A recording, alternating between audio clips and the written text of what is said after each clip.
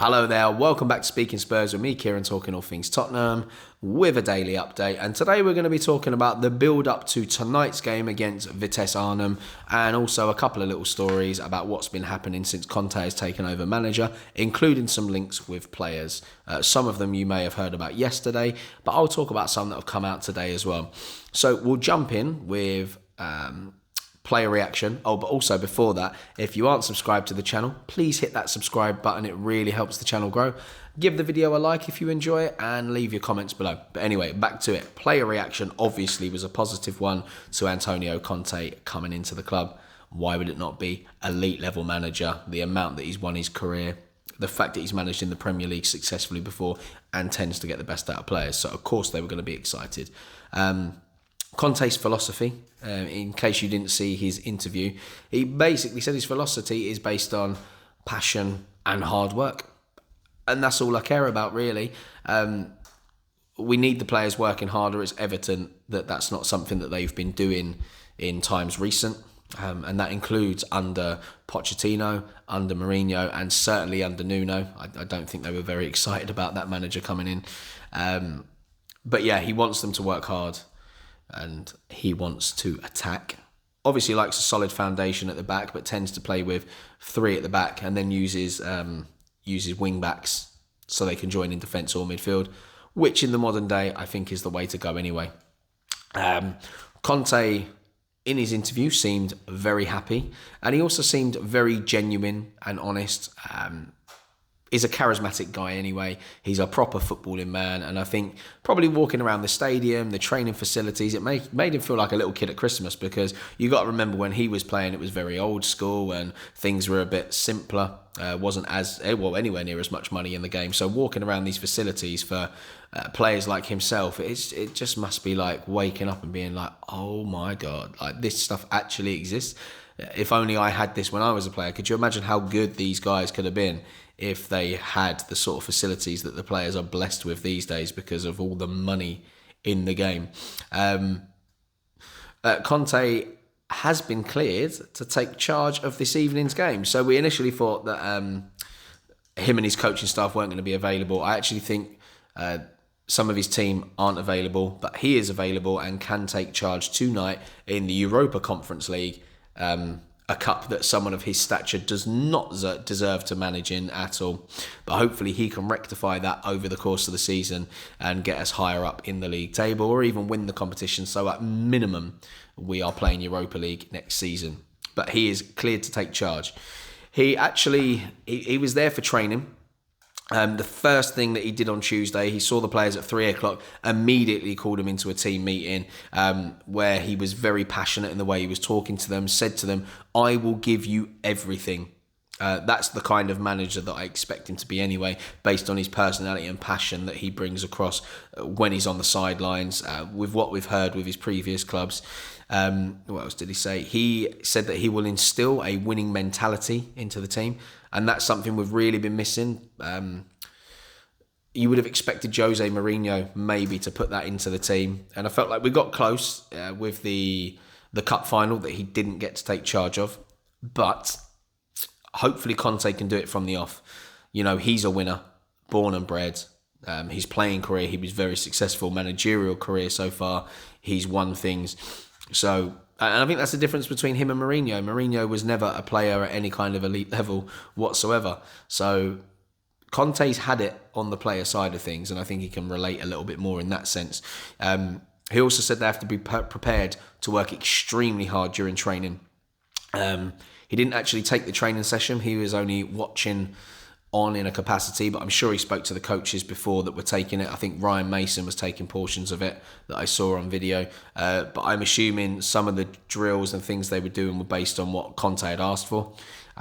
So he watched in that capacity, probably to get an idea of his players ready for tonight's game, decide who he was going to pick and things like that, look at their condition, look at the work ethic of some of the individuals, who he's going to have to work with more, who he can just trust to get on with things, you know, all that generic stuff. He said to the players he will be available for each and every one of them, but made it clear that they had to give him everything in return. He stressed the importance of togetherness amongst the squad. So it's been a bit obvious recently that there's been a bit of a divide. And that's not come down to the players. That's purely come down to Nuno. Maybe a little bit on the players. Tanguy wanted away very much in the summer. Harry Kane obviously wanted away in the summer, and is still, the second he was fit, has been put back in the squad and hasn't really done anything. And then, Nuno's problem was by essentially showing the guys that I have a Premier League 11, and then the rest of you can divvy in and out of the cup competitions so long as we're winning. And then when we're not, and I'm assuming what would have happened tonight if Nuno was in charge, he would have gone with a much stronger squad to make up for the fact that we've suffered because of his poor decision to change the whole 11 in our last outing. But I think that's fair of Conte, asking for them to give him everything, because if he's going to give them everything, they need to do it in return. That's how the relationship in football has to work. If you want to achieve things at the highest level, you have to run through walls for one another.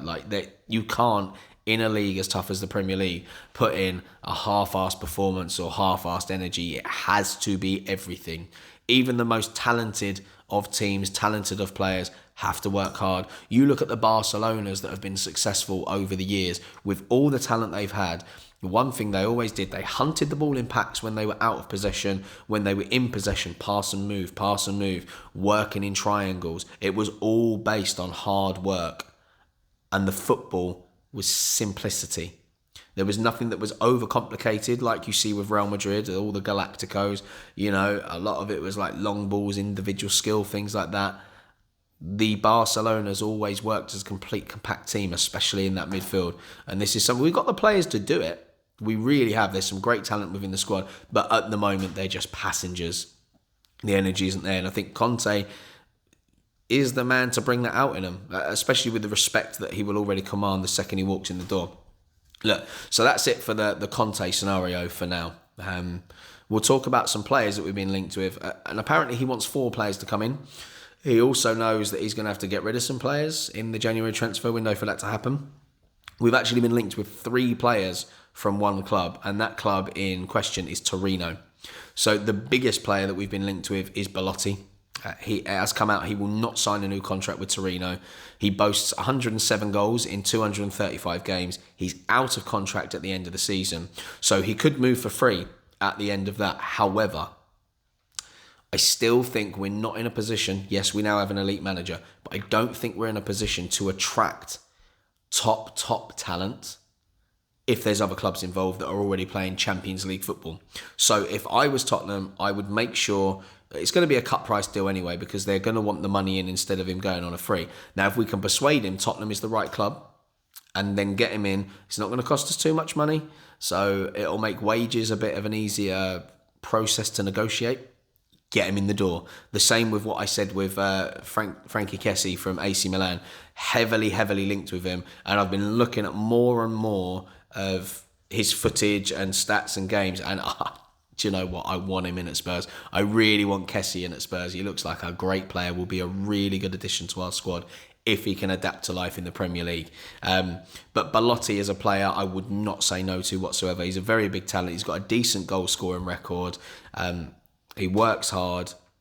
The second of the players that we've been linked with is Singo. So he's it's Wilfried Singo, predominantly a right wing back, which suits Conte's style down to a T. We know he likes to play 3 at the back, then with the 2 wing backs working up and down. The great thing about Singo is he fits many formations anyway. So if he ever wants to switch it up, Conte, in games, Singo's your man. He can play as a right back. He can play as a right winger, predominantly a right wing back. So we know he's going to have bags of energy. He's only 20 years old. So fitness wise, he should be an absolute beast, marauding up and down that flank. He can also play as the centre back, which would suit. If we really wanted to attack a team, there's no reason you couldn't play him as a right centre back, then have Emerson Royale as a right wing back. And you could have them both sort of pressing a little bit higher up on one side of the pitch and really push onto teams. So he's someone I'm quite excited to see if that comes to any fruition. And then I think the other one is Bremer is the other player that we're looking at. So that's 3 from one team. A lot of it's probably just media speculation and agent talk. But yeah, Vlahovic is another player that we're now being heavily linked with again. We will now have a better chance of convincing him to come to Spurs just because of who the manager now is. So I don't want to say any more on that because we've spoke a lot about him. If you've watched the videos, you'll know his background. If you haven't, just subscribe to the channel, scroll through my videos, and you will find a bit on Dusan Vlahovic. There might be a couple of videos talking about him. So, yeah, in terms of transfer, that's pretty much it that's come out. And most of them we've been linked with already. We've been linked with Belotti in the past. Apparently, we were even thinking about putting a 40 million bid for him. I don't know how much they'll be asking for this time, but I don't think they'll get 40 million when people know his contract is up in the summer, which makes it a very viable option. Vlahovic been linked with several times. Kessie we were linked with over the summer and it never got over the line. And I think that's because a lot of people know his contract situation. However, the other two from Torino haven't. Well, Bremer we might have been linked with once before, but I think that was just paper talk. But certainly, Wilfred Singo we've never been linked with before. So that's really it for today. So I'm looking forward to tonight. I'm assuming we will go with a strong lineup, but there will be some people getting chances that maybe haven't played so much this season. Expect a strong squad. We are at home. Conte will be there. The fans will be flocking. Like I could imagine it's going to be a sellout game. It will be very loud in there, so that will boost the players. The players are also going to want to impress because they're going to want a spot of the weekend against Everton. So expect the guys to come flying out the blocks to prove themselves. Expect there to be substitutions and expect those players coming on to give it their all as well. They are going to want to impress. The last thing you want is a big name like Conte in saying you are not good enough. That will make it harder for you to find another top level move. So honestly, really expect us to gun for it tonight. We need this for our position within the Europa Conference League. The last thing we want as Tottenham Hotspur is to be knocked out of this competition and have no European football, which also means there'll be plenty of guys in the squad that are going to get no football this season. All right. So these competitions, although they're a bit annoying if it's not the Champions League and maybe the Europa League, this competition is an annoyance, but it is a blessing in disguise for a lot of our squad because it does keep them a little bit fresher and a little bit more in the element of football. So if they are called upon in the Premier League, they're a little bit readier than what they will be without playing any football. But yeah, expect some passion. Conte, look, he's tactically great, but he's most famous for getting the best out of his players. You know, he's got that charisma. He's got that relationship. He's authoritative without being over the top or scary. You want to work for him. So look, excited for tonight. Let me know your score predictions below. I'm going to go over 3-0. Right, I think the defence will step it up. They're not going to want to make any mistakes. I think the players are going to be pushing themselves. So I'm going to go 3-0 tonight. Let me know below what you think is going to happen. Smash your predicted lineups down there. I want to know who you think is going to play in the first lineup that Conte will put out. Yes, it's in the Europa Conference League. Will he rest players ready for Everton, or is he going to want to put them through their paces to make sure they are sharp and ready? Let me know below. Thanks for sticking around for that daily video, guys. Me, Kieran, Speaking Spurs. Subscribe, like, and comment, and I will talk to you tomorrow.